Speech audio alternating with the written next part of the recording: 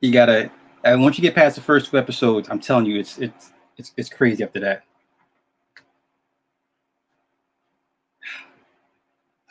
We gotta get you up to speed, bro. Okay.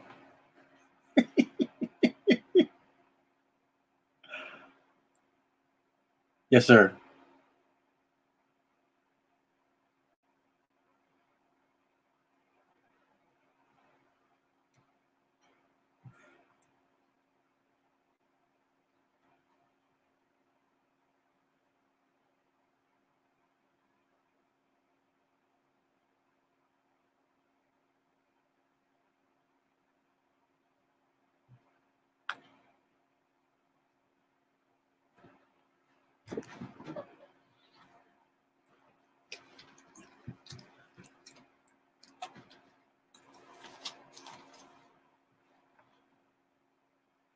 All right, welcome back to another episode. Oh shoot, I'm not even. My mic's not even on. Hold up.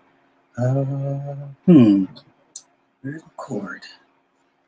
Okay, yeah. So welcome back to another episode of the Morning Star Show, featuring Super Slide 75. I'm your host, Super Slide 75. First, want to give a shout out to Raw on the boards, our producer Cindy Ashby.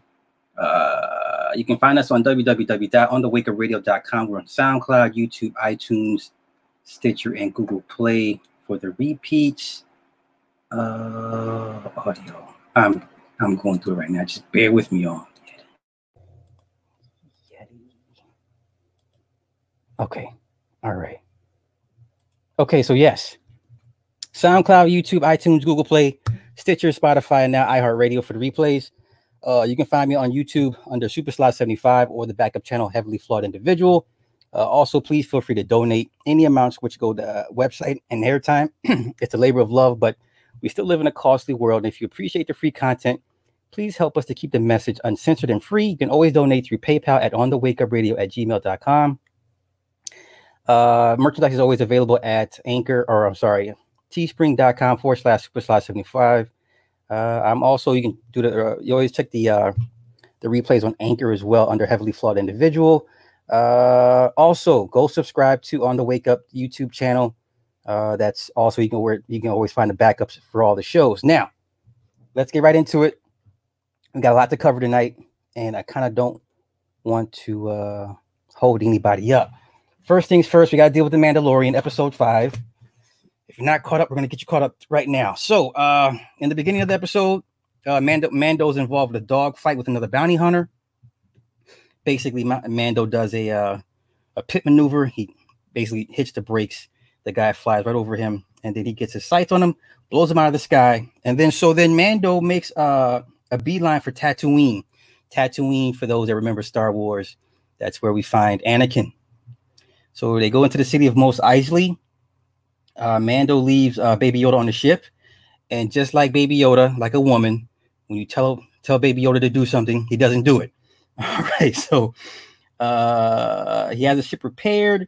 He offers Imperial credits to the repair lady. You can see stormtroopers' heads on posts on pikes. Mos Eisley is run by the Hutts. This is why you see the stormtroopers' heads on pikes, because they're run by the Hutts. The Hutts don't get down with the Empire like that. Okay. Of course, Baby Yoda walks off the ship. The repair woman sees him, feeds him, takes him in, babysits him. Mando walks into a cantina, the actual cantina from episode 4, where we first meet Han Solo, when Obi-Wan and Luke meet up with Han in the infamous cantina shot where Han Solo actually fired first when he killed Greedo. That's old Star Wars head stuff. Okay. So then Mando asks the bartender for work. He meets Toro Calican, offers him a puck for Fennec Shand. Fennec is an assassin for the Hutts. Mando declines because he declines the bounty because she's a mercenary for the Hutts. Toro asks Mando for help with the bounty.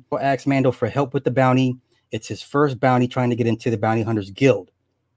Mando returns to the ship looking for Baby Yoda. The repair lady comes out with Baby Yoda. Mando gives her a word of thanks. So Toro and Mando set off to find Fennec.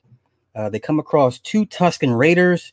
Mando negotiates via sign language with the raiders to offer them safe passage through their territory. In exchange, he gives them Toro's binoculars for safe passage. Mando comes across a dead bounty hunter being dragged by a dewback, but it's a setup because he's fired upon long range from a sniper rifle from Fennec. She has the high ground. Star Wars loves their high ground.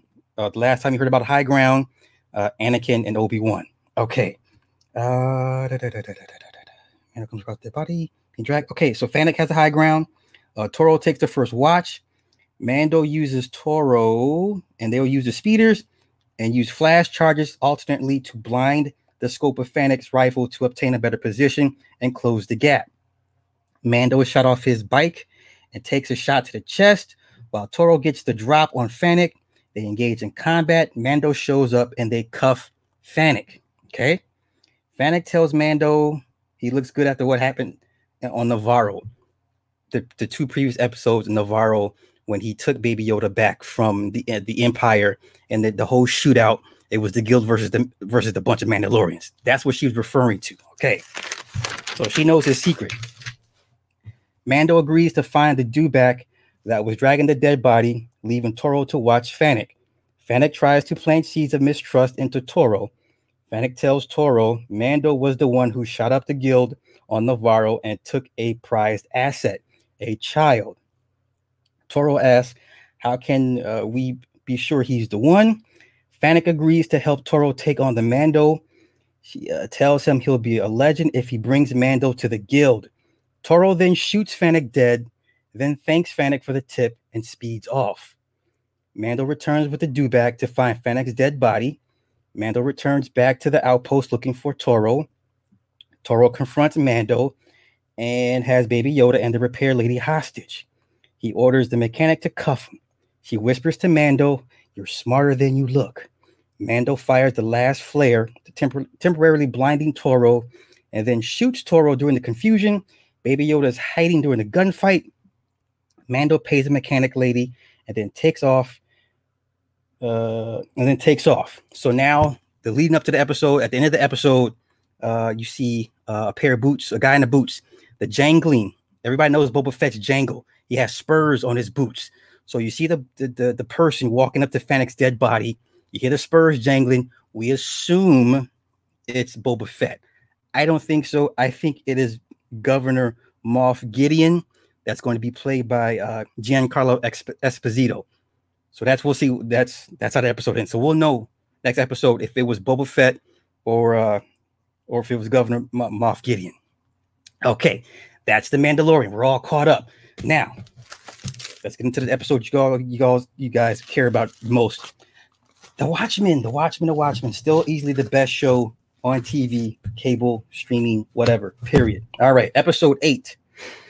This gets into the whole how Dr. Manhattan and Angela meet. Now, you got to understand something. Dr. Manhattan exists in the past, present, and future all at the same time, as we all do, okay? If it's one thing you got to understand about multiple timelines, yes, there's a past version of you existing right now. There's a future version of you existing right now. If you're a fan of comics, you understand universes 616.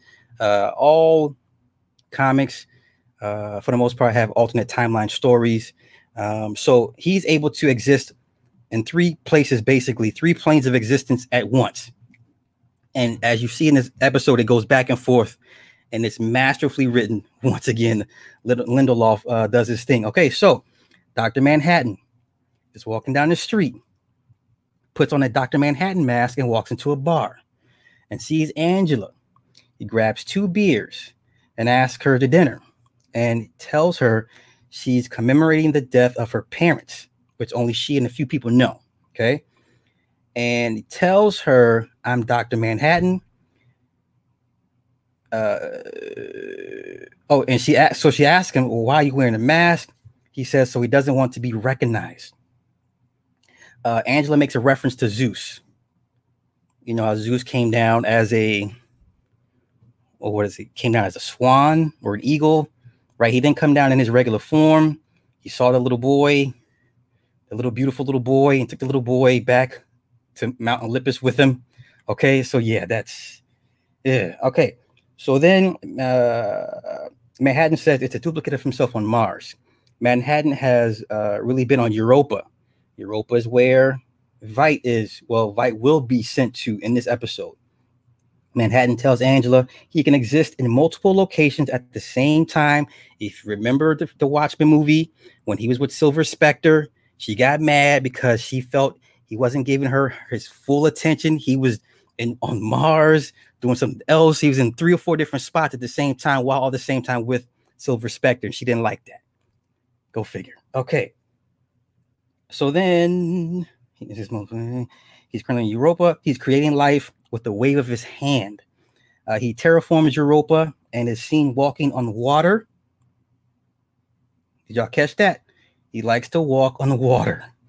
All right. Angela makes a sex joke comparing the time it takes Manhattan to create life in under 2 minutes. The sex joke goes, a man can create life in under 90 seconds. That's how long it takes for him to create life, basically. Okay. Manhattan's version of Adam and Eve are made from microbes in the water through accelerated biomechanical maturation. And they're white. Now, if you thought because they made Dr. Manhattan a brother, you really didn't think they're going to keep the thing going and make the Adam and Eve black. No, you just can't. So imagine you had the blue black man making his first creation, Adam and Eve, and they're white. But they'll get into the backstory as to why they're white. Okay. He gives them higher brain functions, speech, and builds them a manor house. The manor house is a part of Manhattan's childhood. Okay. His mother fell in love with an SS officer. He later dies. His father's a Jew. They were refugees. He watches a couple having sex. He's discovered the couple are the phenotypes for Adam and Eve. It's their manor house. They took in refugees. It's their house. So all the clones you see on Europa, the same man, the same woman, those are the original people that took him and his father in. That is his phenotypical basis for his Adam and Eve. They're the inspiration. That's why they're white. Okay. All right. So then, they're lords and lordess of the manor. They explained the nature of sex to John. They lost a child before and were trying to make another child. They give him a Bible and they explain Adam and Eve to John and ask him to create something beautiful when he gets older. Okay. Manhattan makes a reference to Ozymandias trying to kill him. Okay. Remember in the movie, Ozymandias he lured him into the intrinsic field subtractor. Okay. When he separated his atoms. And then when Manhattan put himself back together again, he said, the first thing I learned was to put myself back together again. Okay. All right. So then Angela asks, why did he leave Europa? Manhattan tells her he loves her and had to meet her. And he removes the fake mask. Angela reveals she hates Dr. Manhattan. And she goes to explain why. Nixon asked Manhattan to end Vietnam, thus creating a series of events that led to the puppeteer with the scar watching his village burn down, turning him into a bomb maker that eventually kills Angela's parents. Okay. Manhattan apologizes and asks Angela, haven't you done things you've regretted? Right.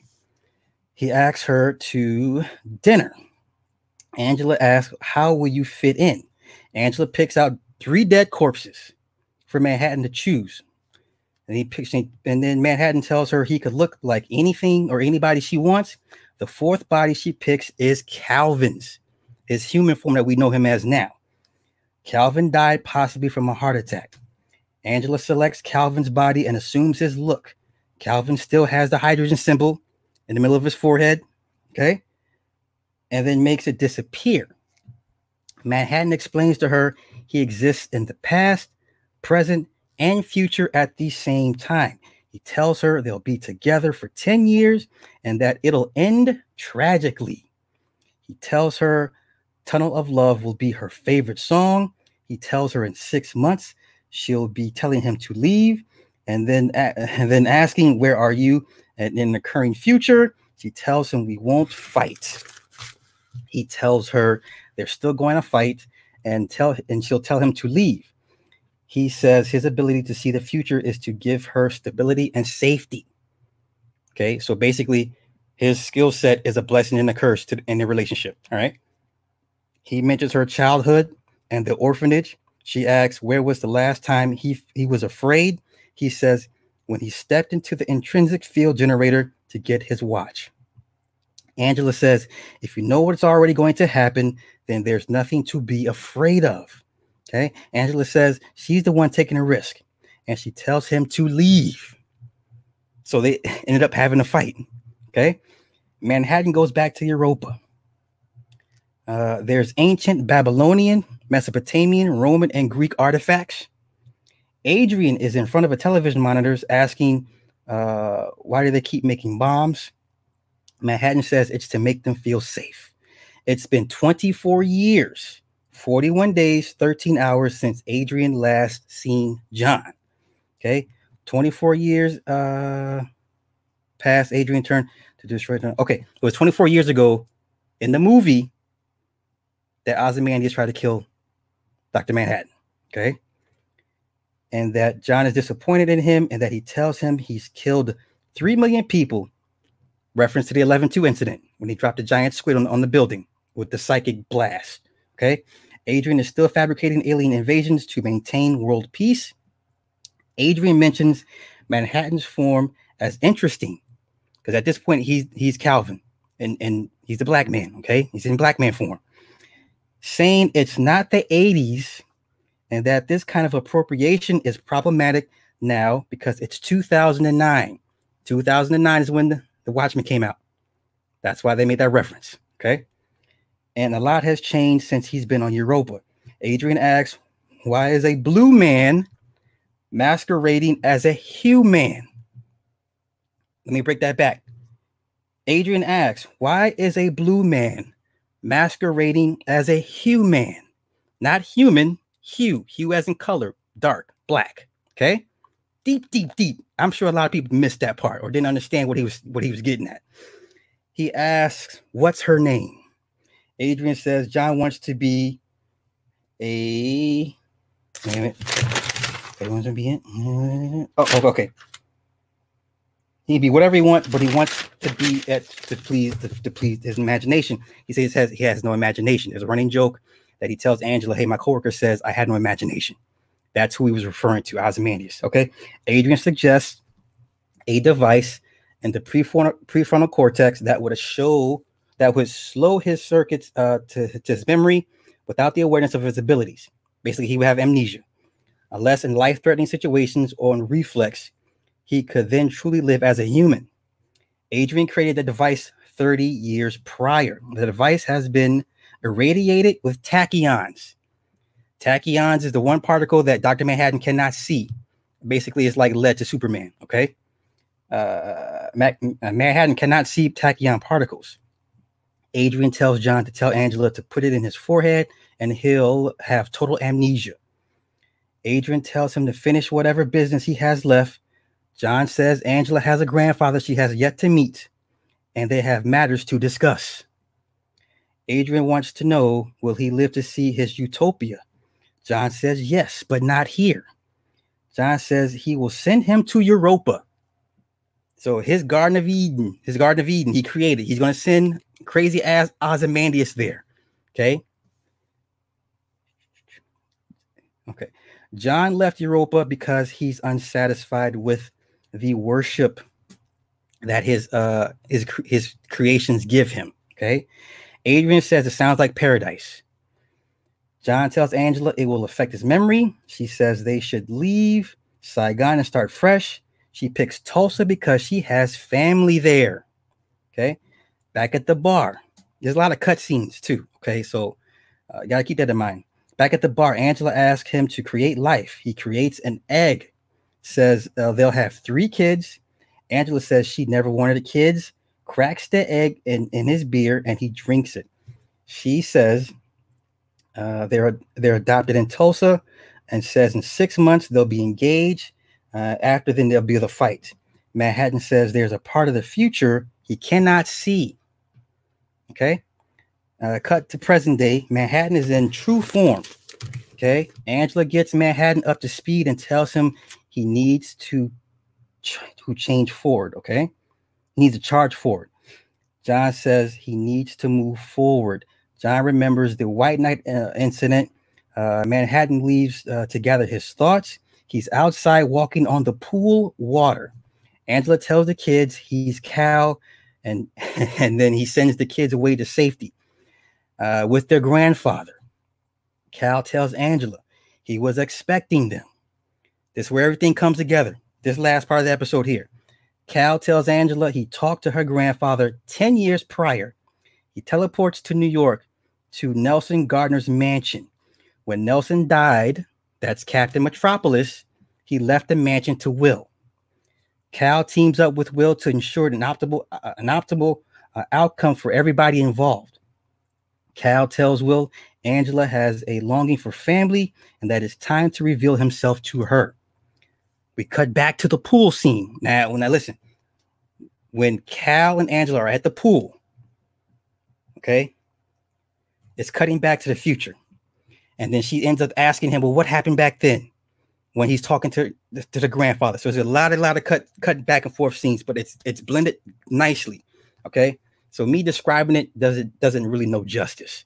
All right. So then, okay. So cut back to the pool. Cal tells Angela he's talking to Will in the past present time. Okay. And Cal explains to Will he's doing the same thing with Angela in the present future. Angela tells Cal to ask Will, how did he know Judd was a member of Cyclops and the clan robe was in Judd's closet? Will says doesn't know Judd Crawford, but he knows now. At that moment, Angela freaks out because she thinks she just set everything in motion. Okay. Angela thinks she's the one that set everything in motion by her asking or her telling Will through Manhattan that gave Will the premise and who the person is to start his plan in motion. So basically it's all her fault and then in a good way. Okay. If that makes sense. Okay. Cal then asks which came first, the chicken or the egg. Cal surmises they happen at the same time. We're talking about a paradox. Okay. Cal disappears into the kitchen to make waffles. Cal tells Angela the 7th Cavalry is already here with the tachyon cannon. Cal says we can't stop them. Angela gears up for battle, and Cal tells her this is the moment he falls in love with her. Angela says, yeah, I get it. You stay here while I go save your life. Once again, even Dr. Manhattan in his godly form is still being emasculated by this woman. They're gonna keep running this emasculation theme of Dr. Manhattan, even though he's in his true godly form. They have this woman sit here and say, yeah, I'm gonna go. You stay here while I go save your life. Okay. So then Angela engages the 7th Cavalry, and just before she's gunned down, John steps in to kill all but one. Okay. Angela says, we won. You were wrong. Cal says, no, I wasn't. I'm sorry, Angela. So as he's talking, you see one member in the background get up on the mount of the tachyon cannon and shoot Dr. Manhattan in the back. So he's sucked into the cannon. Okay.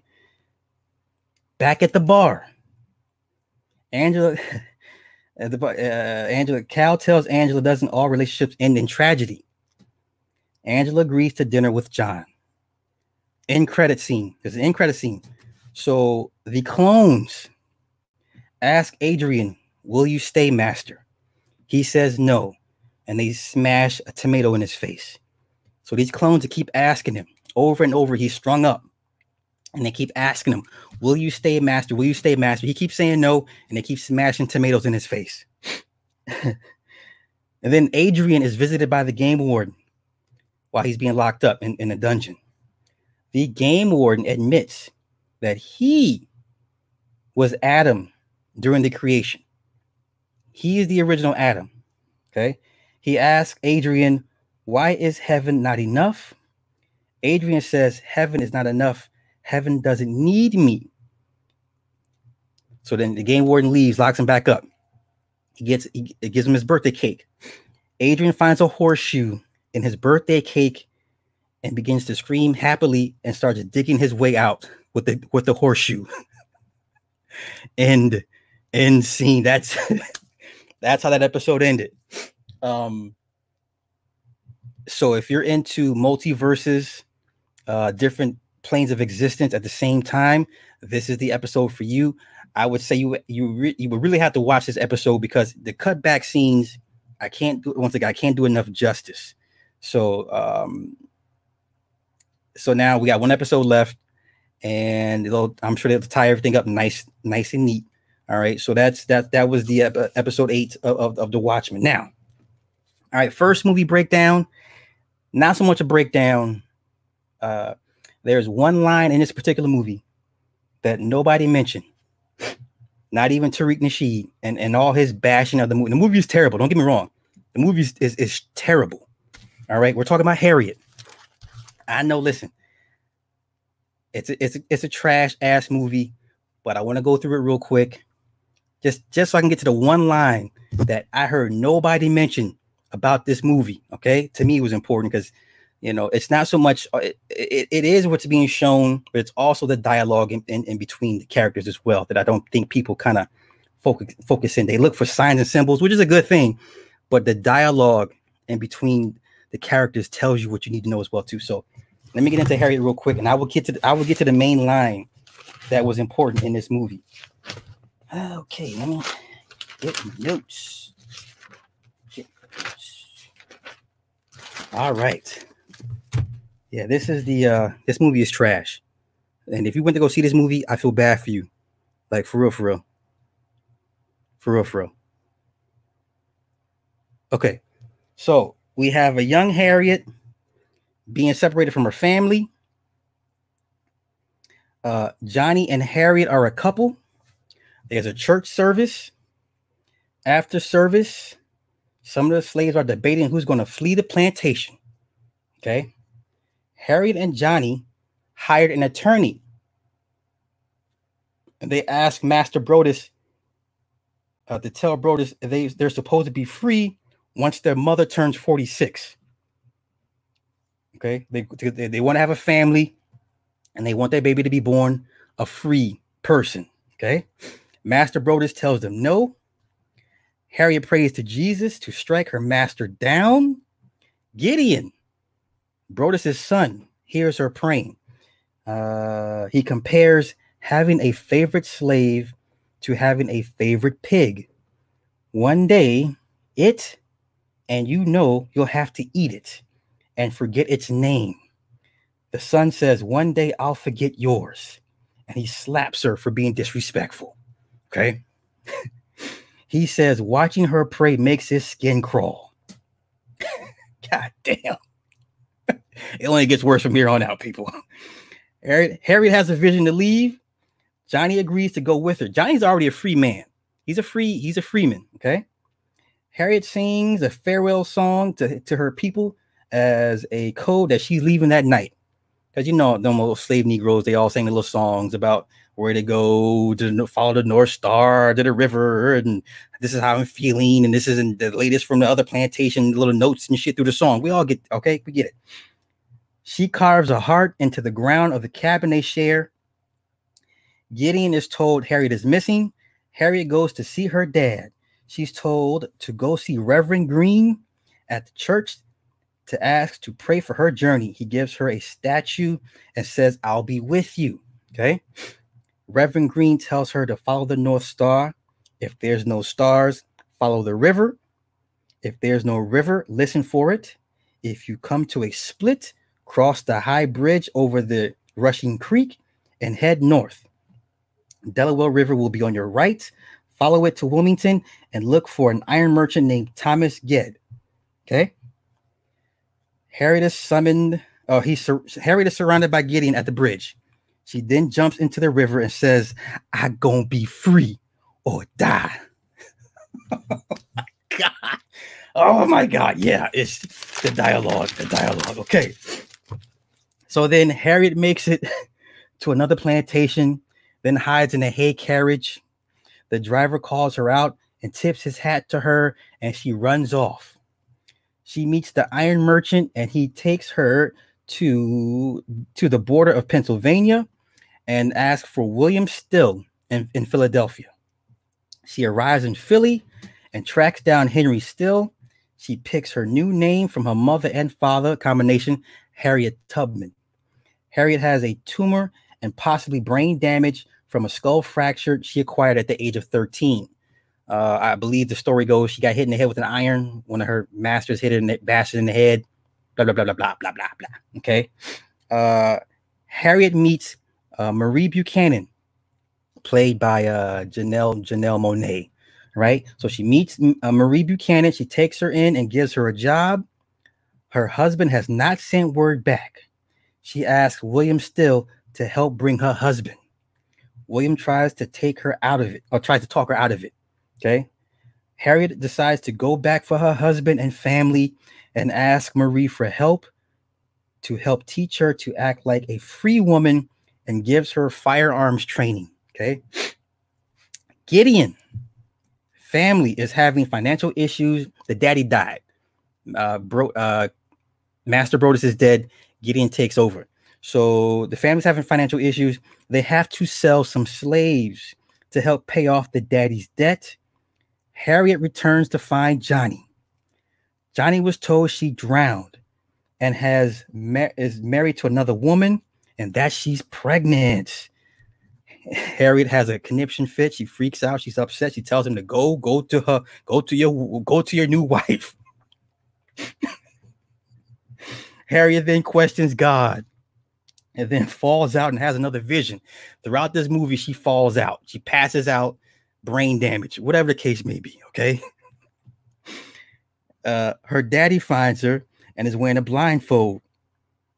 He's wearing a blindfold. Now he says it's because I don't want to see you. We know why the blindfold. My Masonry brothers, y'all know what the blindfold means. So the entire scene, when Harriet is there, he's wearing a blindfold. But let's continue, shall we? Harriet sees the rest of her family, and that they all want to leave. Harriet's sister Rachel is too scared to leave, and her mother is too old. Her dad stays behind. Okay. And then there's a boy in the bushes. His name is Walter. Walter is in the bushes, drawing the figures, the faces of Harriet and everyone else that's involved with this plan to leave the plantation. Okay. Harriet goes to see Reverend Green, and then there's more slaves already waiting for her to be led to freedom. Back at the Broadus plantation, Gideon's mother is upset because 5 slaves have run off. Gideon slaps up one of the runaway sister looking for answers. The sister confesses it was Minty. That was her original name, Minty. Okay, so no one knows. They didn't know her. She changed the name to Harriet. They just know her as Minty. Walter, that was in the bushes, drawing pictures of Harriet, tells Gideon where they're headed and tells Gideon he can find Bigger Long to hire as a bounty hunter. Okay. Gideon meets with Bigger and sets his price. Now this scene is stupid. So Bigger tells Gideon 200 for me, 100 for the rest of them. Gideon says, well, what you going to spend 200 on? Bigger says, all the white women and liquor. And then Gideon didn't like that. So they all reach for the guns. They're all like half about to draw down on each other. And then Bigger starts laughing. And then Gideon starts laughing. So then they come together as a camaraderie. It was a sad scene. Okay. The slaves come to the river and they can't swim. Her brother refuses and she pulls the gun on him. She says, you gonna die or be free. I can't make this shit up. Okay. Harriet begins to cross the river while praying to God that she doesn't drown, and the other slaves follow suit while she's praying. She's literally walking across the water. It's up to her neck. She got her gun in the air with the other hand in the sky, praying. She's praying as she walks across the water that she doesn't drown. Okay, it gets up to her neck, and then she crosses over. Then everyone else follows suit. Damn. Walter is tracking them, and then tells Bigger Long and Gideon he lost him. So at that point, he had a change of heart, and he'll explain. We'll get to why he had a change of heart. Harriet tells her brother and the others to call Harriet by her free name, which is Harriet. They make it back to William Steele. William Steele takes Harriet to an upscale gathering of Underground Railroad abolitionists. Here we come. We're coming to the line. We're coming to the line that no one talked about. Nobody.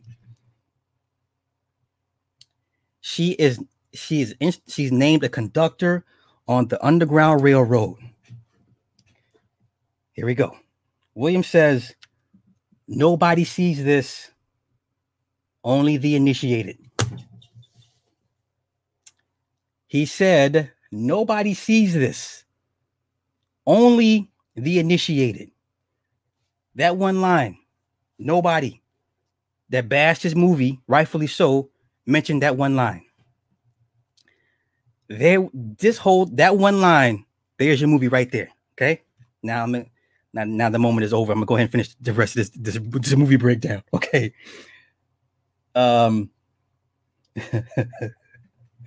William breaks down that conductors have their hardest jobs, and the really good ones steal slaves off the plantation in broad daylight. After a string of successful rescues, Harriet is a wanted woman, but they think Harriet is a man named Moses. So this whole time they're looking for a guy. Shout out to my man, Form Runner, the conductor. Those who know, yeah, I won't say this. Yeah, if you're in the craft, you know what I'm talking about. So they're looking for a guy named Moses. No one suspects he's a black woman. Nobody. Okay. Harriet visits her sister Rachel. She tells Harriet, don't judge me. She says, everybody ain't meant to run. Harriet runs into the young kid, Walter, that initially switched sides that initially lied to her, to Gideon, and he offers his services to her because he says he saw her talking to God, and he seems to talk back, and he liked her to introduce them because he has some explaining to do. Okay. Bigger tells Gideon the Moses they're looking for is Harriet Tubman, aka Minty, and that she's hiding in Philly. Now, this is leading up to the Congress passing the Fugitive Slave Act.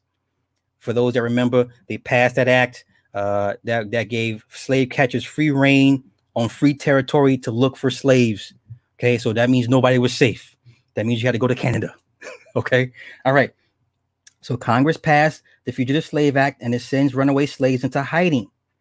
Their options are to flee to Canada or stay and fight. Harry goes to say goodbye to Marie, but she's being accosted by Bigger and Gideon. Okay. Bigger punches Marie in the face multiple times, and she's talking real sassy because in the earlier of the movie, there is a discussion between Marie and Harriet. Marie was like, girl, you need to wash because you smell like a dog. So then Harriet was like, well, have you ever been a slave? Marie's like, no, I'm born a free woman here in Philadelphia. Then Harriet was like, well, you don't know what it's like to starve and, be on the run and live in fear, yada, yada, yada. So the irony of this one particular scene is that the free woman died like a fucking slave. So after Bigger punches her in the face 3 or 4 times, he kicks her in the face. That kills her. That was a killing blow. And she's talking sass while he's beating her ass. She's like, she ain't here, and you can't do this, and I'm a free woman. And so the free woman died like a slave. So after Bigger kicks her in the face, he leaves, And then Harriet comes back, she holds her head and she's dead, whatever. Harriet makes it to the dock.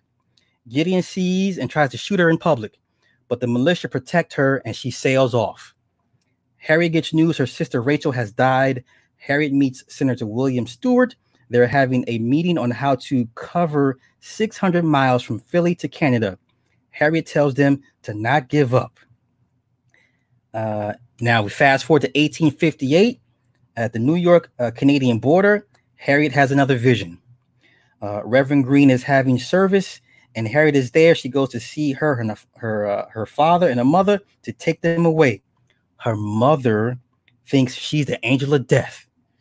She says, "I'm ready to go. I'm ready to go, Lord. I'm ready to go." She's like, "No, Mama, it's me." Okay. The mama saw it. That's how long she's been gone. Right. She thought she was the angel of death coming to take her to heaven. And then once she realizes it's her daughter, she's like, "I'm ready to leave. I'm ready to go now. I'm ready to leave." Oh, okay. So then Harry gathers her parents and sends them off. And then Gideon's mom is having panic attacks because now the other plantation owners are charging Gideon with a fee. So what happens is because his slave, Minty, is responsible for them losing slaves, they can charge them for the loss of these runaway slaves. Okay. So then, the other plantation owners want to tax Gideon for the loss of their slaves because Minty comes from Gideon's plantation. Harriet saves her niece from being raped. The rest of the slaves show up to leave. Gideon and his mother discover the nephews being tied up. While hiding in the cart, they make it past a checkpoint. This particular scene is the girl. She's a little mulatto that looks like her slave owner daddy. So one of the men at the checkpoint, he say, "Hey, you're such and such's son." He's like, "Yeah, that's my pa." He lets them go by. So then Gideon and Bigger make it to the checkpoint, and it's told Luther Grant's son came through with a load of corn. Gideon tells Bigger that Luther had 5 girls and a mulatto daughter that looks just like him. Okay. Gideon and Bigger know Harriet is headed up north. Harriet makes Walter promise to get her family to safety. Harriet stays behind and confronts Bigger and Gideon. Bigger and Harriet get into a shootout. Bigger has an open shot on Harriet, but is shot in the back by Gideon. Okay. Harriet confronts Gideon and shoots him in the hand. Harriet gives some drawn-out speech. Gideon is crying. Harriet says God showed her the future and her people are free. And then she rides off. And he's just standing, he sits and he's on his knees crying. And then it shows the next scene is Harriet giving a speech to Black Union soldiers. Harriet has another vision, then sees scores of slaves running in the direction, being chased by slave catchers. Then a gunshot is heard. Another scene with some historical facts, if you call them facts. And then she's reunited with her family and her mother and a dad. That was your fucking movie, Harriet. If you spent a dime on this, you're dumb. Shame on you. This movie was not. I'm glad it flopped. It should have flopped even harder. This movie should not have made $10 million that weekend or $12 million. It should have made half of that. Okay. So if you're a person of melanated hue and you actually enjoy this movie, you're a lost soul, and there's nothing I can't help you. Okay. Right. And nothing about Harriet and Tubman sending people to Liberia. That's an ugly fact that no one talks about. Thank you, Starface Eagle. Yes. All right. So that was your Harriet movie. Should I take a break? No. Let's keep it rocking and rolling. I'm not gonna take a break because I'm fired up now. After reviewing that crass ass movie, let's get into this next movie by a director. To me, is one of the top 5 dead or alive. That is John Carpenter. John Carpenter. Yes, I'm talking Halloween John Carpenter. I'm talking They Live, John Carpenter. But today we're going to talk about Escape from New York, John Carpenter. This movie, well ahead of its time. Let's just get fucked right into it. Let me stop. Let me stop procrastinating. Let me get right into it. Okay. Wait. Where is it? As you can see, I have a lot of notes. It's like being in school back all over again. Like I'm back in college. Like, what the hell? Oh, here we go. Escape from New York, 1981. Once again, I repeat, Escape from New York, 1981. Okay.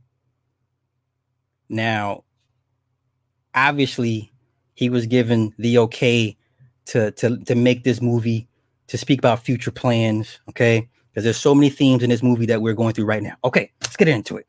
First things first, there's a deleted scene that most people have not seen, because if you watch this movie the first time, Snake Plissken is like, everyone was like, oh my God, I thought you were dead. Oh my God, Snake Plissken, like he's a larger than life hero. Like Snake Plissken is the basis for what is that game? The video game. It's a video game, and he's called Super Snake. The Snake Plissken was the basis for that character. I forget the name of it's a series. It's a game series. I forget the name of it. But anywho, so in this deleted scene, Snake Plissken and Fresno Bob, they rob a Denver, Colorado federal bank. Thank you, Metal Gear Solid. Yes, Solid Snake is based off Snake Plissken. Okay. So Snake and Fresno Bob, they rob a federal bank in Denver. They steal federal credits. There's no money. Federal credits. Okay. They take a train to Barstow. The other partner gives them up. They're set up. They're surrounded by the United States police force. And then Fresno Bob is killed. Snake gets arrested and gone to jail. Okay, that's the deleted scene that most people don't even know about when it comes to this movie. That would explain to everybody when you first watch the movie why Snake is such a larger than life hero. Okay, so one more interesting thing: the name Plissken. The name Plissken is a Jewish surname for Belarus or Pliski in Poland. Once again, Plissken is a Jewish surname from Belarus or Pliski, Poland. Okay. Now, the character also, he lost his eye from poison gas, hence the eye patch. He's betrayed by his government, and the U.S. police force set his parents on fire. This is why Snake Plissken hates the government in this movie. Okay. You'll understand at the very end why he did what he did. All right. Now, watching this movie, the opening scene, the theme music, John Carpenter's, if it's not his visual cues and his director styling, you know his theme songs by heart. Okay, every one of his movies has an iconic theme song. You know, we all know the Halloween theme. If you hear this Escape from New York playing, you'll be like, I've heard that before. Okay, iconic themes. Okay, so let's get into that. The time is 1988. Crime rate is risen 400%. New York becomes a maximum security prison state. Manhattan Island Prison. There are no guards inside the prison, only outside to contain the island. We skip to present day 1997. Inmates attempt to escape via raft. When spotted, they're blown up via helicopter by the United States police force. Okay. Liberty Island Security Control monitors New York Island. Snake is being brought in by the bus. Okay. The president was hijacked by the National Liberation Front of America. They hijacked Air Force One. And then subsequently, during the hijacking, the president is launched in an escape pod, lands in New York, the New York Island. He lands in the prison. Okay. So basically, Snake's got to go in and get him out. But let me get into it. The president goes to the escape pod and lands in New York. The rescue team arrives too late and find the pod empty. The Duke's Lieutenant Romero shows Hawk one of the president's fingers, and they retreat. Hawk brings in Snake and gives him a deal for a full pardon. Hawk is police commissioner, former Special Forces, Texas. Snake Plissken is also former Special Forces. That's his background. Okay. All right. Okay. He's told he has to rescue the president in 24 hours. Hawk says we're still at war. Snake says fuck your war. Okay. Hawk chose Snake because of his activity in Leningrad. This is where Leningrad he lost his eye. Okay. Snake is briefed. They're going to drop him off at the top of the World Trade Center. They fly him in, drop him off at the World Trade Center on the top of it. Jeez. In 22 hours, the Hartford Summit meeting will be over, and China and Russia will go back home. Are we not talking about China and Russia right fucking now? This movie came out in 1981. If you don't think this shit is all contrived and all made up and propagated for, I don't know what else to tell you. Okay, there's no such thing as coincidence. All right, but let me calm the fuck down. All right.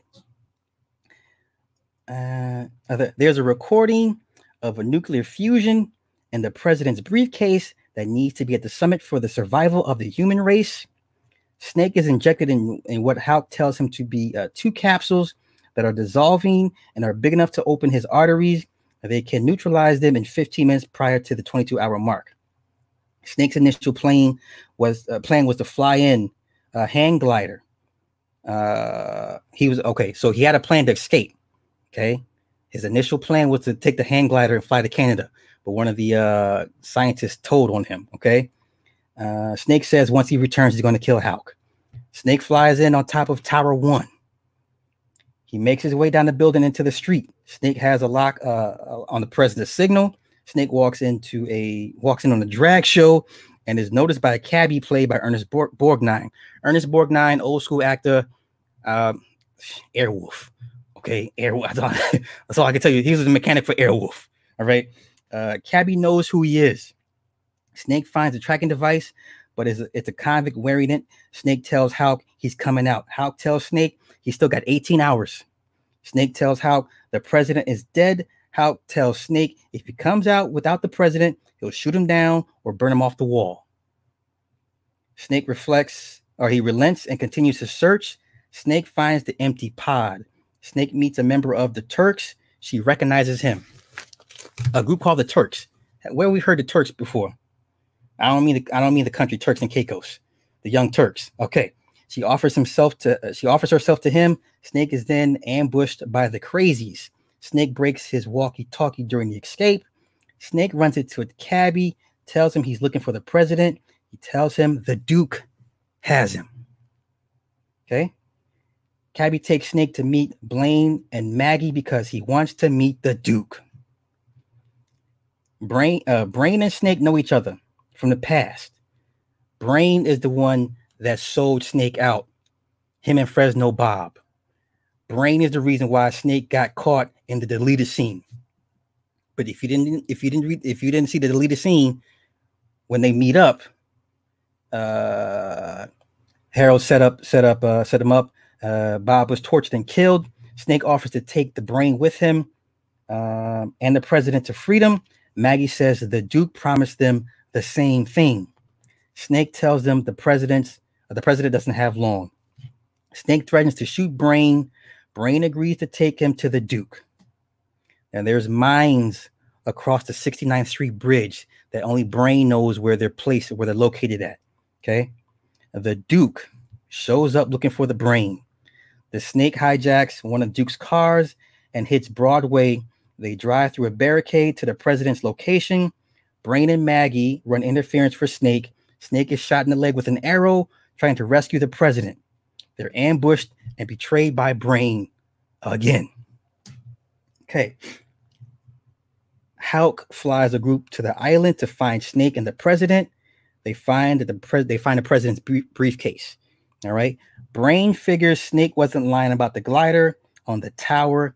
Duke put a ransom note in the briefcase asking for a pardon in exchange for the president. Hulk mounts up for the exchange. Okay. Pliskin is entered into a death match. Brain and Maggie go to rescue the president. Brain stabs Romero and Maggie shoots the rest. Snake kills the Duke's enforcer and then activates his tracking device. The Duke is played by none other than Black Moses, aka what was his name? Oh my God, Isaac Hayes. I'm sorry, Isaac Hayes. Yes.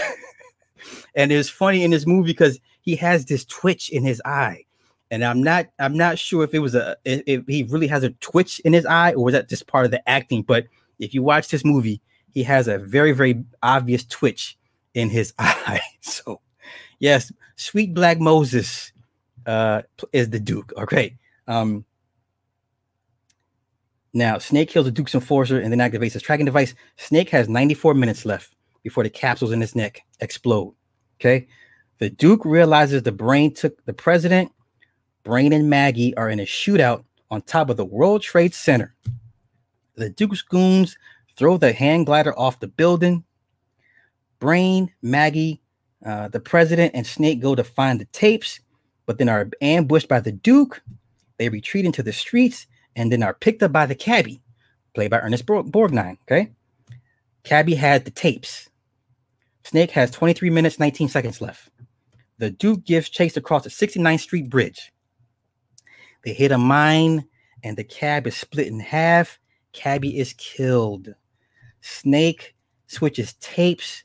They continue on foot and Brain steps on a mine. Snake and President continue on. Maggie stays behind. As the Duke approaches, Maggie shoots at the Duke's car and then is run over and smashed in between two cars and is killed instantly. Now, if one thing you remember in this movie, the Duke had chandeliers on his Cadillac. He had two chandeliers on the opposite ends of his hood. Okay. Okay. Hulk goes to meet Snake and the president at the end of the bridge. The president is hoisted over the wall first. The Duke shoots at Snake. Snake has 1 minute, 32 seconds left. And then is hoisted up by the wall, but someone stops the hoist mid-lift. Just as the Duke is going to shoot Snake, the president guns down the Duke in a barrage of bullets, saying, "Who's number one? Who's number one?" So the Duke earlier in the movie was having target practice at the president, and he's making the president say, "Who's number one? Who's number one?" Okay. Snake then rushes to get the capsule deactivated. Snake had 2 seconds left. Okay. Back at HQ, the president is being cleaned up for his press conference. Here we go. Snake asks the president, how does he feel about the people that died getting him out? The president gives him a half-hearted, contrived, like run-of-the-mill response. He says, I want to thank them. This nation appreciates their sacrifice, and I'm on the air in 2.5 minutes. Snake walks off. Hulk asks, "You gonna kill me now, Snake?" Snake says, "I'm too tired. Maybe later." Hulk offers Snake another deal. He says they make a hell of a team. He wants him to be his deputy. Snake says, "The name's Pliskin," and then walks off. The press conference goes on, and the president says, "I present this in hopes that our great nations may learn to live in peace." They play the tapes. The tape begins to play Bandstand Boogie. As Snake is walking off, he's unraveling the original tape. Cue the theme song. 1981, people. Holy shit.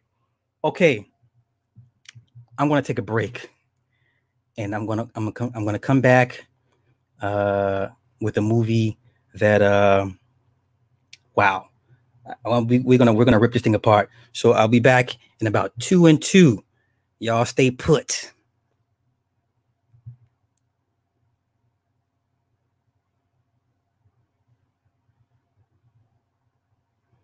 Cool. Yes, please. Yeah, let me get 2 songs. Yeah.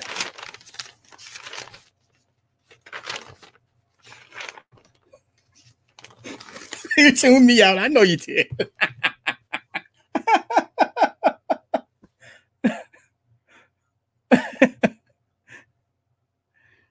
Right.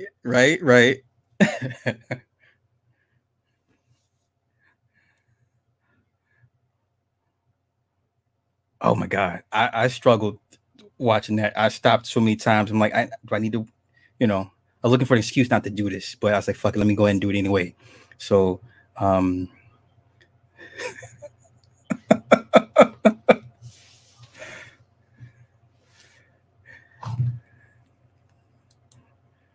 yeah.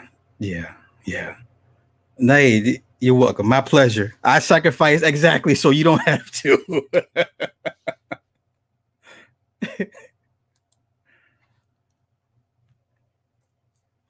Oh my, yeah. I mean, it was bad. It was bad.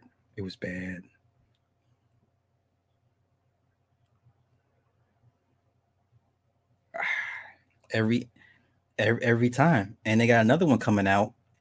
They got another slave movie coming out, and they got another police brutality movie coming out pretty soon too. So they're gonna just run this shit into the ground, man.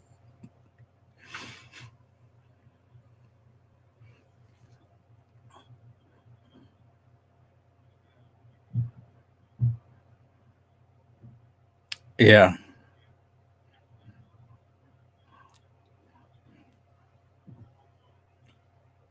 Mm. Mm. Mm-hmm.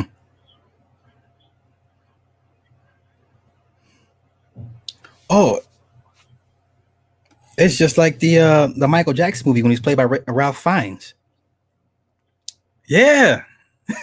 Yeah. Yeah. Yeah. Yeah. See how quickly we move on from and then get triggered all over again from others. It's just a vicious cycle, man. Yeah.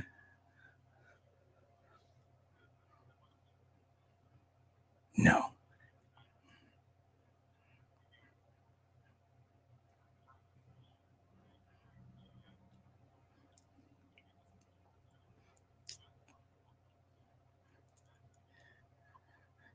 I'm the same way.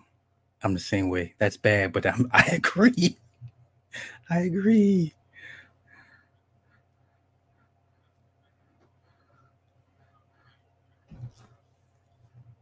Yeah.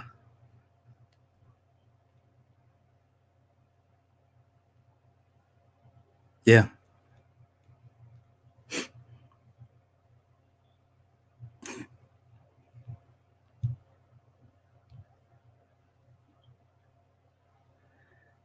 Man, you're missing out.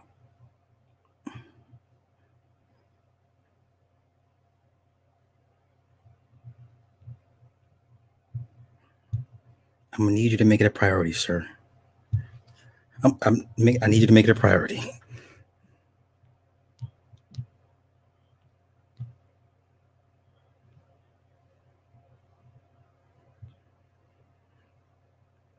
Mm-hmm. Mm-hmm.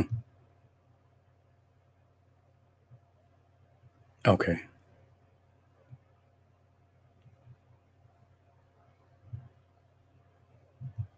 Okay.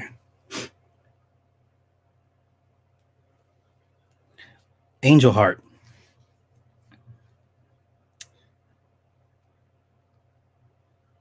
1987. Lisa Bonet.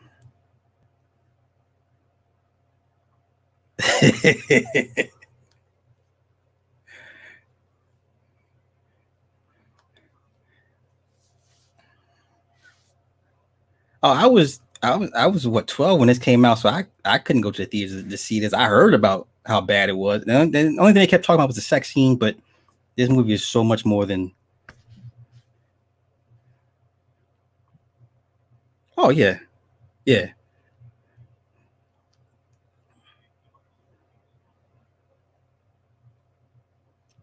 Yeah. Right. Yes.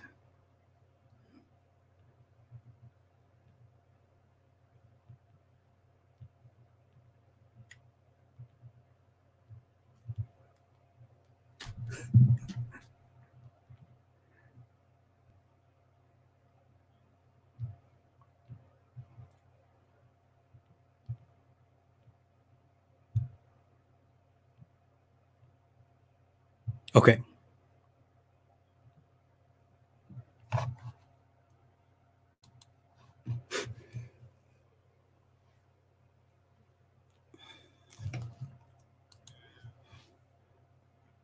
All right. Once again, you are back with the Morning Star Show featuring Super Slot 75. I am he. I want to give a shout out to Ron the Boards, the slave driver herself, Cindy Ashby, aka Boss. You can always visit us on www.onthewakeupradio.com. We are on SoundCloud, YouTube, iTunes, Google Play, Stitcher, Spotify, and now iHeartRadio for the replays. The call-in number is always 646-547-1305. But let me just do something different tonight. Let me get through this breakdown first, then call. Because it's very, very important. I break this thing all the way down, this particular movie here. So if you don't mind, let me finish this. Let me go through this breakdown first, then you can call in. Also, please feel free to donate any amounts that go to the website and airtime. It's a labor of love, but we still live in a costly world. If you appreciate the free content, please help us keep the message uncensored and free. You can always donate through PayPal at onthewakeupradio@gmail.com. You can find me on YouTube under SuperSlot75 and the backup channel, as always, Heavily Flawed Individual. Merchandise is always available at teespring.com/SuperSlot75. Also, go subscribe to the On the Wake Up YouTube channel, just in case, because YouTube is doing what YouTube does. So go support. All right. Let me get right into it. Let's get right into it. Angel Heart, 1987. This is the movie Bill Cosby begged Lisa Bonet to not do. He begged her to not do this movie. He begged and pleaded with her because he knew, but I was 12 when this movie came out, and I remember the controversy behind it. I remember they actually had to cut out 10 minutes of sex footage so they can come under just to get the R rating, because at first it was rated it was rated X. All right, so you can imagine a movie being rated X back in the 80s. All right, this has Mickey Rourke and Robert De Niro. So yeah, I haven't seen this movie in a long time. So now watching this again, so many elements to this movie. So let's get right into it. Okay, opening scene. There's a cat and a dog. They find a dead body. It's New York, 1955. Harold Angel is a private investigator. He gets a phone call from Winesap to go to Harlem to meet a man named Louis Cypher. Okay. Harold goes to a black church service. The preacher tells the congregation to show how much they love the Lord. The pastor tells his congregation if they love him, then he should be in a Rolls Royce. This is 1987. And you have a movie where the black pastor tells his congregation, if you love the Lord, to put him in a Rolls Royce. Does that sound like today's prosperity preachers? But okay, let's continue. All right. So Herman Weissap greets Harold. They watch a woman wash the blood off the walls. One of the pastor's members shot himself in the head. Harold meets Louis Cypher. Cypher asks for ID. Harold asks, how did they find him? Louis asks Harold if he's ever heard of Johnny Favorite. Harold says he only does small jobs. Louis says he helped Johnny early on in his career. Harold asks, were you his agent? Herman chimes in, Monsieur Cypher has a contract. Certain collateral was involved. He forfeited in the event of his death. He was drafted in 43 in Africa in the special entertainment services. There was an attack and he was injured badly in the face. He had amnesia, shell shock. Harold says, I know how that feels. Lewis asks, were you in the service? Harold says he was for a short time, but he got fucked up and they shipped him back home. Johnny Favorite was transferred to a private hospital upstate. There was some radical treatment involved. Lewis says he remained a vegetable, but my contract was never honored. Lewis says his interest is only to find out if Johnny is alive or dead. Okay. I'm going to go real slow. I'm going to take my time with this one. Okay. At one point, Herman and Lewis went to the hospital, but were given misleading information. Lewis asked Harold to check it out. Lewis shakes his hand and says, funny, I have a feeling I've met you before. Harold goes to the hospital and is told he was transferred in 1943 by Dr. Fowler. Harold breaks into Fowler's home. Fowler has a morphine addiction. Fowler comes home to Harold in his kitchen. Harold asks Fowler about Johnny Needling, aka Johnny Favorite. Fowler says he faked the transfer because he had a visitor. Fowler begins to have withdrawal symptoms. He tells Harold Favorite got into a car with friends to go down south and falsify records for $25,000. Harold asks about the man named Kelly who took Favorite down south. Okay. Harold places Fowler in his bed, then leaves to get something to eat. Harold has a vision of two black nuns and an elevator on his way to the diner. Harold returns to discover Fowler has been shot in the eye from a self-inflicted gunshot wound. Harold begins to wipe all of his fingerprints from everything he's touched. The next day, Harold meets with Lewis and tells him Favorite had left the hospital 12 years prior with Kelly and Fowler falsified records and that Fowler is dead. Lewis is wearing a pentagram ring. Harold wants out, but Cypher offers him $5,000 to stay on the case. Lewis tells Harold, in some religions, the egg is the symbol of the soul. Then offers Harold the egg to eat the egg. Harold rebuffs. Harold goes back to the black church, but is then attacked by two men. A foot chase ensues. Harold escapes to a bar to meet a reporter to get pics and info about Johnny Favorite. She gives him info on a bandmate named Toot Sweets and a woman named Margaret. She was a spellcaster called the Witch of Wellesley. Okay.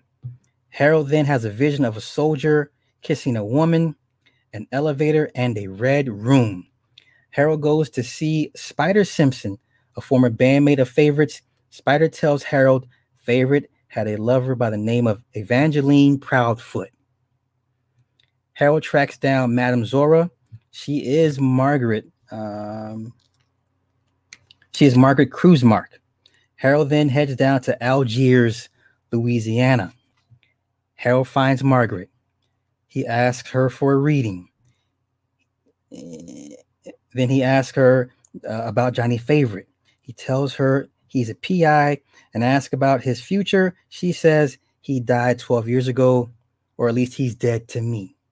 Okay. She reads his palm and tells him he won't like what she sees. He points and says, nice necklace.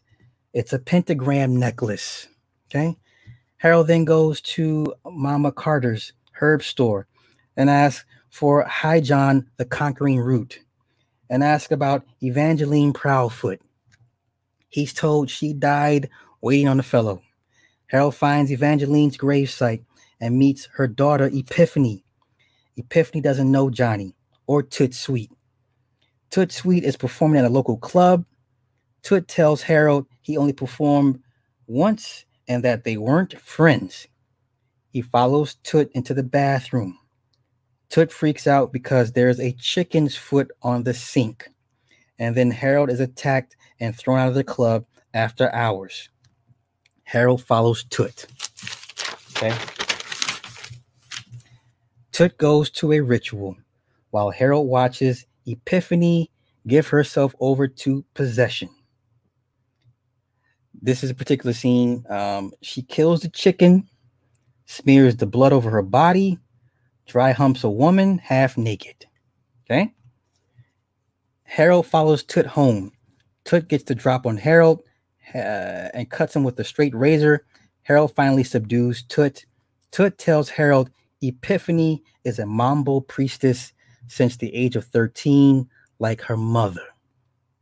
Tut has a gold pentagram tooth cap.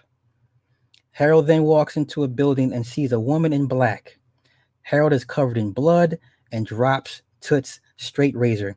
Then Harold walks up to the cops in his room. Harold wakes up to two cops in his room. He's told Tut Sweet is dead and dies by asphyxiation by his own genitalia. Harold has another vision of a descending escalator and a parade in the Red Room. Harold goes back to Margaret's and finds her dead, naked body. He finds a mummified hand in a box and removes a page from her binder that has his fortune. He then finds her heart wrapped in a piece of paper. Harold goes to a dock and then is attacked by enforcers working for Margaret's father, Ethan, and is told to leave Algiers. Harold then goes to see Epiphany. He blames Epiphany for setting up Tut. She sent the chicken foot to Tut because he was talking too much. Epiphany tells Harold that Johnny was her father.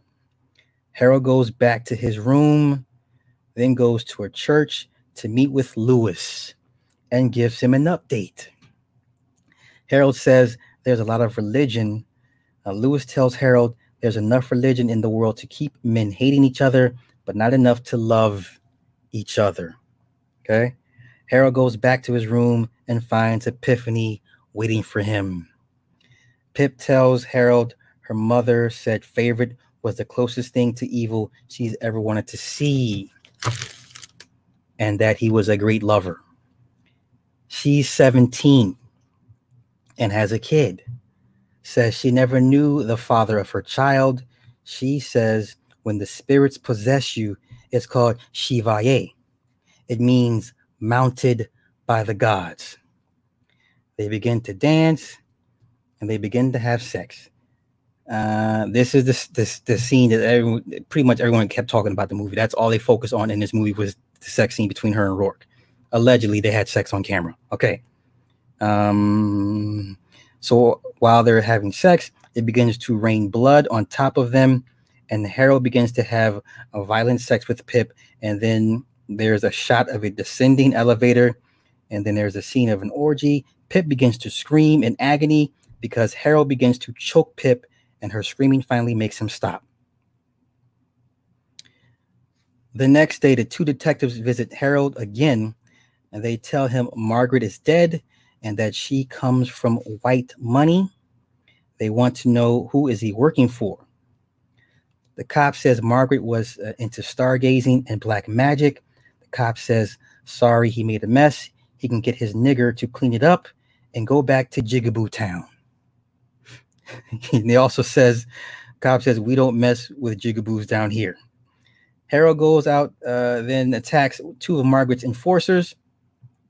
Harold then ends up at the racetrack and meets with Margaret's father to ask about Johnny Favorite.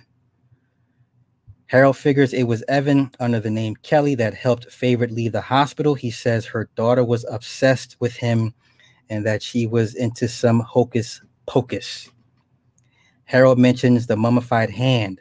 Evan says it's the hand of glory, said to be able to unlock or to open any lock, the right hand of a convicted murderer while his neck was still in a noose. Evan tells Harold the Prince of Power protects the powerful. Evan introduced Johnny to Margaret, said he watched Johnny conjure up a demon in his living room, said he made a pact with Satan. He sold his soul. He sold his soul for stardom. Harold gets upset and doesn't believe him. Evan says, Lord Satan rules from the depths. Oh, shit. But Johnny tried to outsmart the Prince of Darkness. Once Johnny became famous, he tried to duck out of the deal. Johnny came across an obscure rite in an ancient manuscript. He needed a victim, someone his own age, to steal their soul. So Toots and Johnny picked up a soldier one evening in Times Square and took him back to Johnny's apartment. The boy was bound naked to a mat on the floor. There were complex incantations in Latin and Greek. A pentacle was branded onto his chest. Margaret handed Johnny a virgin dagger, the same dagger that was used to kill Margaret.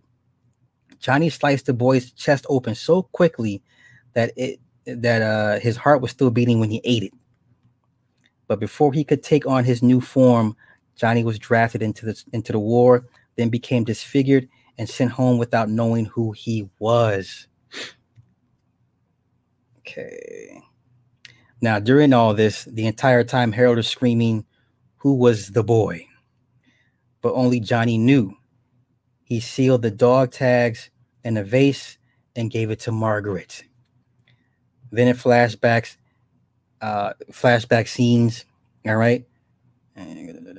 Okay. So as Harold comes out of the bathroom, he finds Evan face down in a boiling pot of gumbo. Harold races back to Margaret's apartment, but it's been roped off as a crime scene. He goes to look for the dog tags. Harold finally finds the dog tags in a vase, revealing his name and date of birth. Harold screams out, I know who I am.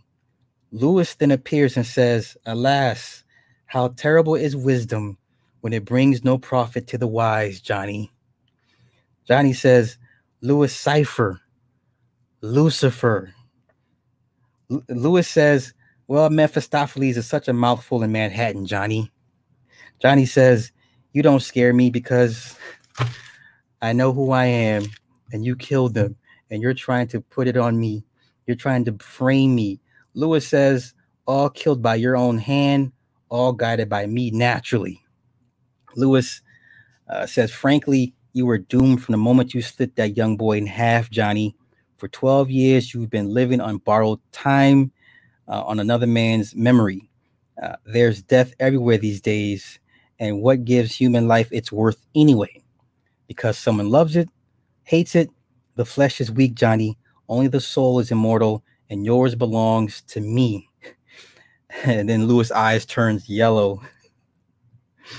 And then it begins to play back one of his old songs. And then as flashbacks of him murdering the witnesses are shown, then Harold races out of Margaret's into the rain and heads back to his room and passes a man in all black, only to discover Epiphany's dead body, with the detective asking him, why'd you come back?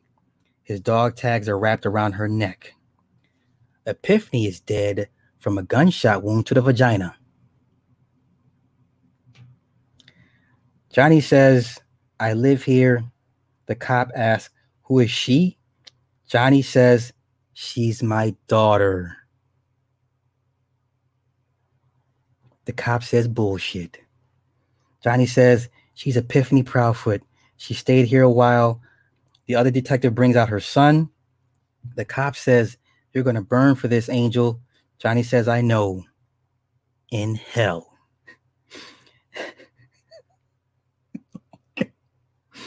As the grandson's eyes flash yellow, pointing to Harold. The elevator closes and descends down.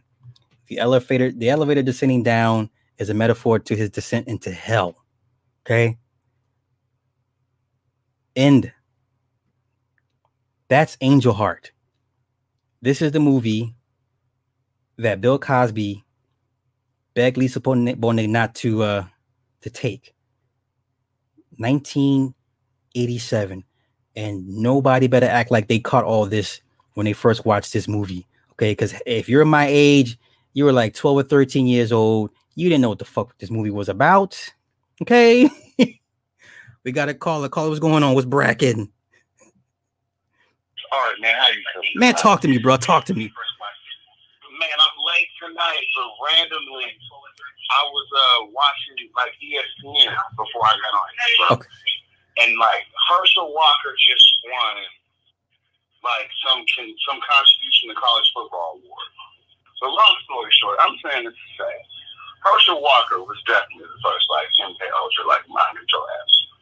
Like that nigga was the prototype, like fly. This nigga is 58 years old and is still jacked up. Like, you know what I'm saying? Yeah. Like, we see weightlifters, but this nigga look like, oh yeah, I'm playing linebacker for the Patriots this weekend.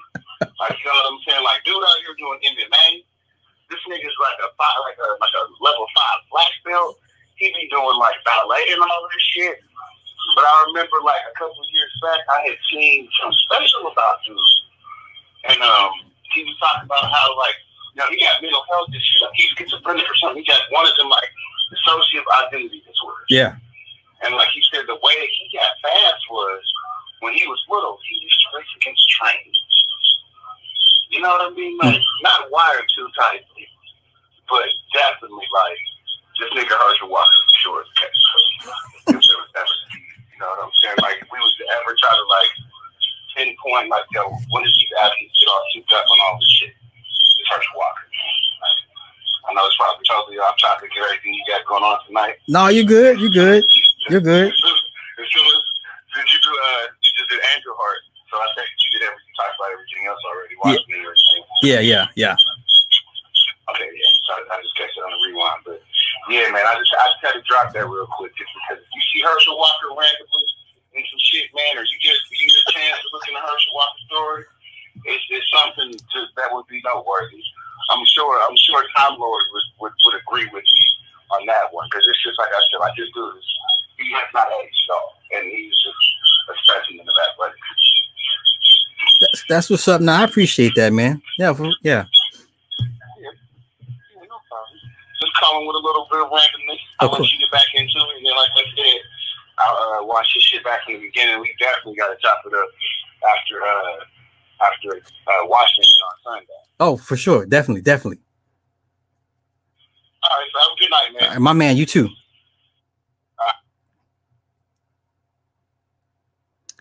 Yeah, that's my man Art. I appreciate Art always calling in. Yeah, so I want to kind of piggyback off the Angel Heart thing a little bit because people still keep asking about how the demon thing work, and I'm not really gonna get too crazy into demons. There's certain categories and classifications. So real basic. The 7. Let me see, where's the 7. Okay, so your 7 deadly sins are ruled by demons. All right, so of course the first sin, the deadly sin number 1, is ruled by Lucifer. Sin number 2, envy, is Beelzebub. Wrath is Satan. Sloth is Abaddon. Greed is Mammon. Gluttony is Belforger. And lust is Asmodeus.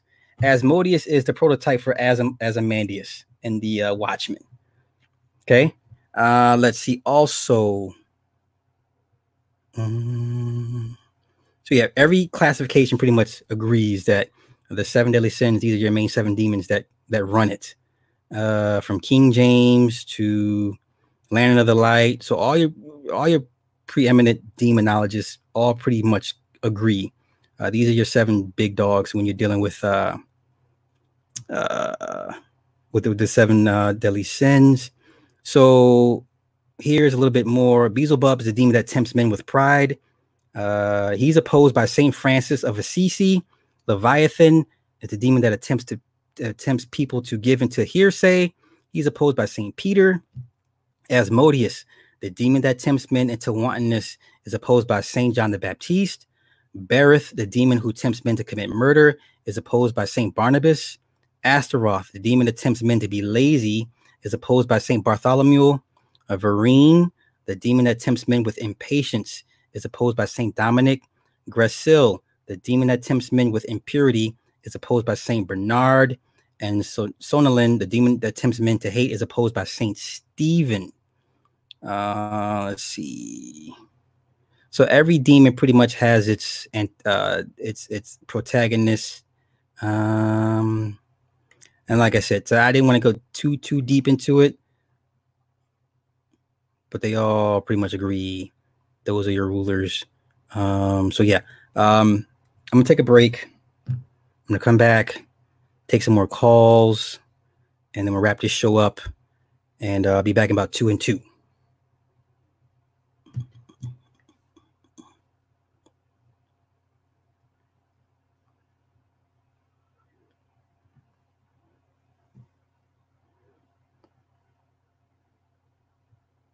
Yeah, I can hear you. Yep.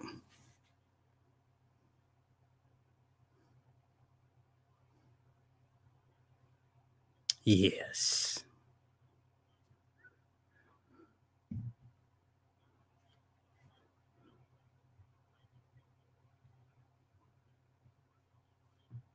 Yeah.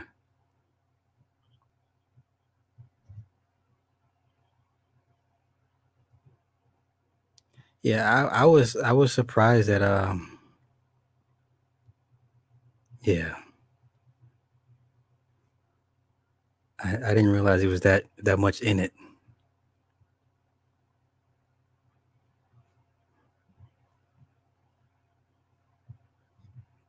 Yeah.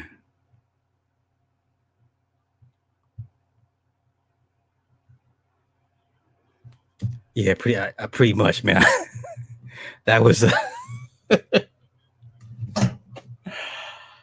yeah.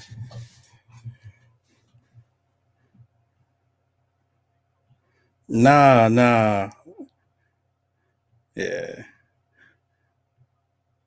Right.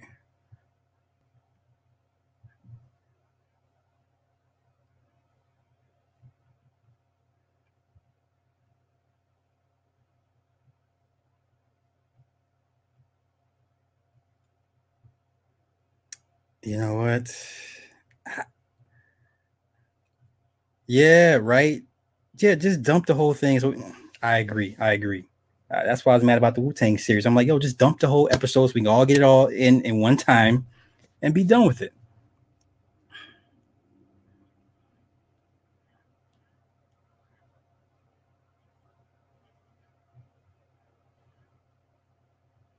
Yeah.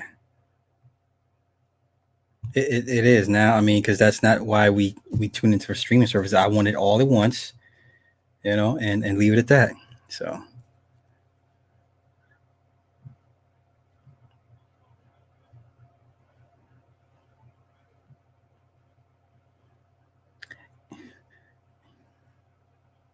yeah, because he's the only one that has spurs on his boots. So every time the old Star Wars movies, you hear him when he shows up, you hear the spurs jingling. Yeah.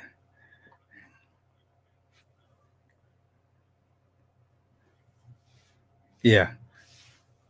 I'm thinking too. Yeah. Nah. It's too much going on. Yeah, way too soon. Season 2, season 3, then I could see that. But as of right now, yeah.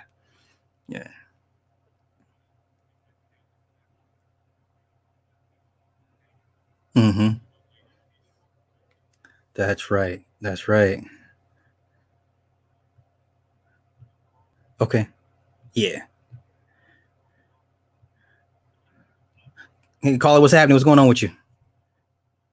Oh man, it's Lord Vale. What's happening? My man, what's good? You still owe me a stream, bro. I got you, man. Well, I had a movie suggestion. Oh. You remember it was back in the 80s? It's a movie with Tom Cruise called The Firm. Yes. Real quick, do y'all want to wait till we get on the air? So all this is like, Yeah. I never done it yet. My bad. Yeah, a little bit. So you want to fade in? Yeah. If you don't mind. Yeah. All right. Give me 1 second. All right. On the air now. All right, caller, you had a movie suggestion for me? Yeah. You remember that movie movie back in the 80s called The Firm. I think that'll be a good movie breakdown for you to break down. There's a lot of stuff in there that I think would be good for people to see, hear you break down. That's just my suggestion. I got you. It's on the list. I don't know if you remember that movie. I don't know if you remember that movie. Come on, man. I remember the movie, man. Come on. I'm of that age. All right. I had another one. You remember the movie with Lawrence Fishburne called Fled? Yeah. Like the 80s or the 90s? It was him and the white boy. Oh my gosh, I forget. I remember that movie. Yes. Yeah, that's another good one. I recently just watched those on Epic. Okay. Because Epic has got all the good 80 movies on there. They got all the all the James Bonds and all that on there. Okay. So I just been watching a lot of 80s movies, but that's all I had to say, man. Just keep doing what you're doing. I fuck with the show. Hey, I support you. Go ahead, man. My man, Lorville, I appreciate you. Thank you, bro. All right, no problem. All right, peace. Yeah, Stephen Baldwin, younger brother of Alec Baldwin. The Baldwin brothers, they were everywhere in the late 80s, early 90s. I remember the movie Fled. Yes, I remember the motorcycle scene. They were two convicts handcuffed together. I said, yeah, that's all right. So I definitely had to check that out. Oh, so yes. Let me run the script. I'm sorry. Okay, welcome back to the Morning Star Show. I'm Super Slot 75. The call-in number is 646-547-1305. I want to give a shout out to Ron the Boards, producer Cindy Ashby. You can always visit us on www.onthewakeupradio.com. We're also on SoundCloud, YouTube, iTunes, Google Play, Stitcher, and Spotify, and now iHeartRadio for the replays. I'm on YouTube under Super Slot 75 or the Heavily Flawed Individual. Give us money at onthewakeupradio@gmail.com because we need the money. So yeah, we ran through these movies. I was still disturbed after watching Angel Heart because I clearly had no idea this was all in the movie. You had to be an old person, like in your 50s, if you were able to go to the movies to watch this, because this thing had an X rating. They cut it down to R. And yes, ever since Lisa Bonet took this role, say what you want, and then she met Lenny and they had Zoe and, and now she's with Jason Momoa and whatever. I mean, she's, it is what it is. So, oh yes, I want to talk real quick about this nonsense about the Jersey shooting. So now they're blaming Black Hebrew Israelites.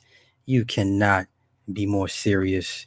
Now, at one point, it went from a drug deal to in a cemetery that went bad or some shit. This is sad. Like, but am I surprised that Black Hebrew Israelites are next on their target list? No, I'm not. Do I really care? No, because I'm not a Black Hebrew Israelite. But I mean, I'm sure there's others that put in good works, but for the most part, when the average person thinks about the Black Hebrew Israelites, I don't think it's a warm and fuzzy feeling that they get first thoughts, honestly. But so now they're saying this couple lived in their van. So you mean to tell me they're Black identity extremists that live in their van that just go around shooting up they want to blow up a Jewish store. Okay. Did we not have an episode in The Watchmen where the white guy wanted to firebomb the Jewish store? You cannot make this shit up, y'all. This is why you need to unplug from mainstream media, because it's bad. Other than that, I'm going to call it a night. Unless anyone has anything they want to call in or any questions in the chat. I'm not going to drag this out and make you just listen to my voice just because I have a sultry voice. It's not that serious. With that being said, I'm going to go ahead and cut this short. Thank everybody for coming out, as always. Next week's movies, the lineup I got, it's on point. I think you guys will be pleased.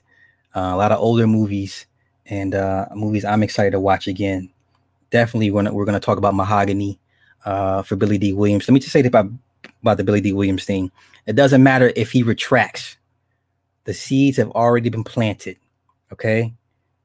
because the only thing we're going to remember is he said this.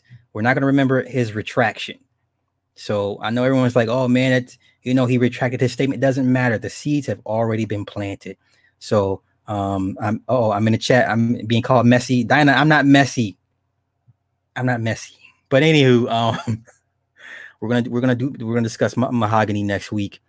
Mahogany is kind of deep, more themes in this movie back then that are still relevant to today. And basically, honestly, a lot of those red pill guys are really gonna like Mahogany because it kind of bolsters their argument and why they hate women so much for the most part. So with that being said, I'm gonna wrap this up. I thank everybody for coming out, love and light. Everybody stay vigilant, and we'll do this again next week soon. All right, y'all have a good one. Peace.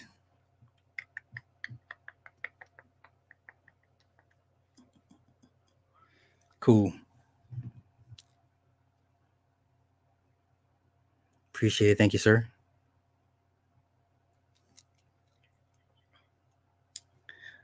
I got Mahogany. And I got it. I'm not even gonna tell you my list, bro. I'm gonna tell you Mahogany. That's the light work. Okay. So yeah. See, here you go with that shit.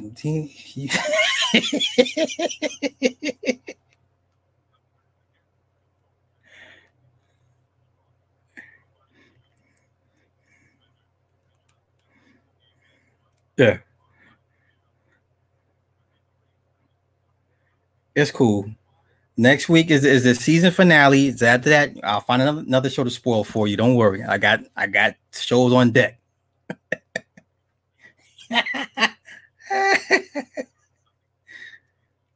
Oh God. I have not seen one episode of that shit. I refuse. Nah, I refuse.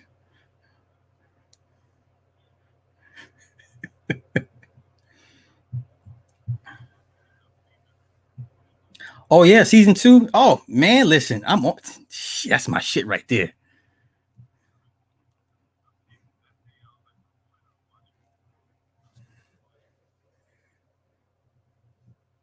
Yeah, I'm stoked for the boys. I'm super excited for that. I'm gonna tear that shit apart. So yeah.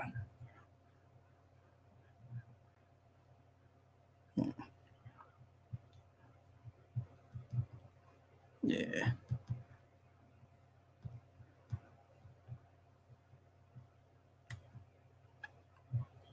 Yes, sir. Okay, bro. All right, have a good one. All right. Peace.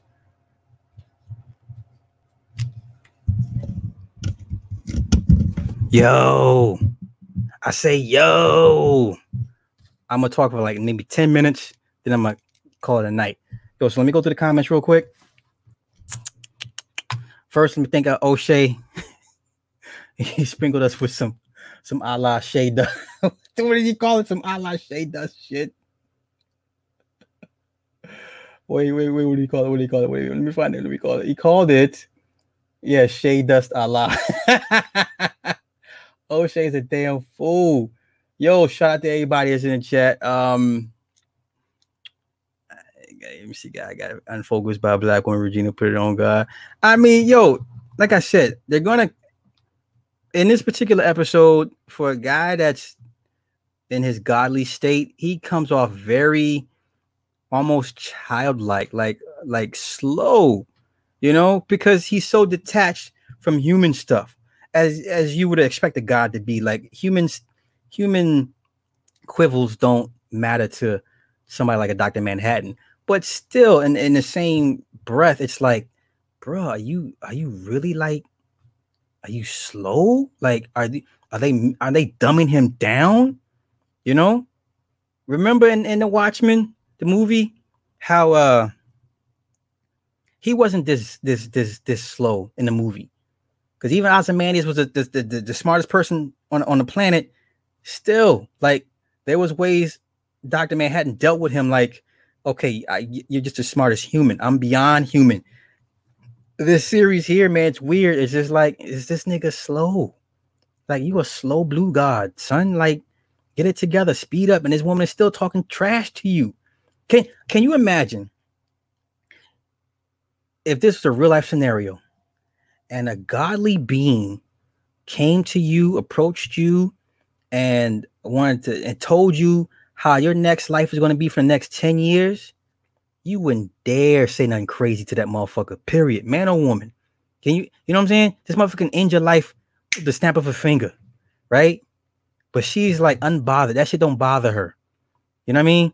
So, and then they made one point I forgot to mention in the podcast, how they survived the White Knight incident. He had a reflex. There's one part they mentioned in the series where they said he zapped a couple cavalry members when they first got the doors kicked in. Remember, she's behind the counter and some shit, and she got shot, and she's on the ground, and the one guy standing above her, he had a muscle memory and zapped them all to dust. That's how they survived the White Knight. But you didn't know that until this last episode when Ozymandias explained, okay, you won't know who you are, but muscle memory or a life-threatening situation will activate you. And that's how they survive. So yeah, man, it's just like, yo, come on. He's so I get it. But he's still come off a little soft, like a little goofy. You know what I mean? Like, even in his form, she's still talking crazy to him. You know? Like, you gonna talk seriously. Like, just rock with me for a split second. You think you would talk crazy to a motherfucker that can snap their fingers and end you? Seriously. I mean, once a motherfucker wakes up and realizes who they are, I'm sorry, you're not gonna talk that crazy, that tough shit to a motherfucker like that. You know? Now I get it, Jermaine. Yeah, he was emotionalist, but he wasn't dumb. He wasn't slow. He wasn't like Goku. Okay? This nigga here in the Watchmen series is like Goku. Like, he can end you whenever he wants to, but he's just so like a childlike with the shit. You know? And he has this crazy blank look. You know? I mean, you know, you gotta take the good with the bad. You know, of course, everyone, all the pro-black niggas are going nuts over the Watchmen because, oh, the blue black gods and we are not godly state. Yeah, I'm like, shut your asses up, man. That's pretty much it. I'm done rambling. That's my ramble for the night. Shout out to everybody. I'm gonna end this. With that being said, y'all have a good night. Peace.